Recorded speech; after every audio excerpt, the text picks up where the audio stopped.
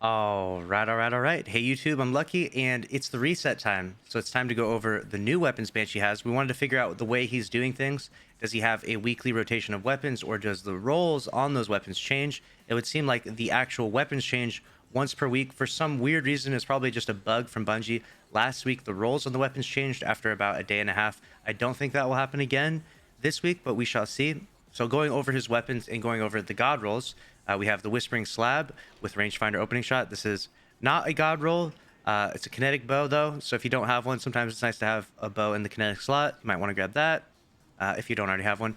Nightwatch has Outlaw Rampage, which historically Outlaw Rampage was a really good roll for weapon. However, currently in the meta, it's not that especially good.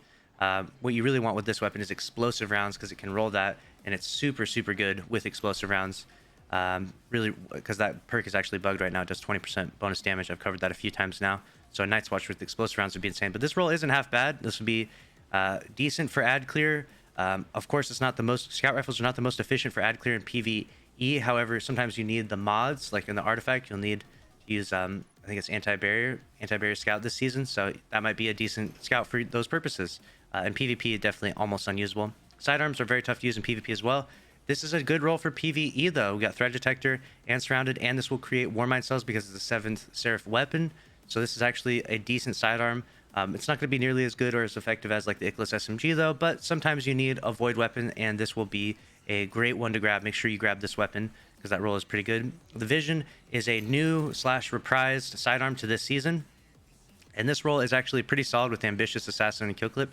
So I would grab that one as well. Plus it's fun to just try out some new guns. The fact that you can just grab a roll from Banshee and it's actually a pretty solid roll is pretty cool. So definitely grab that bad boy if you can. In fact, I'll grab that one myself.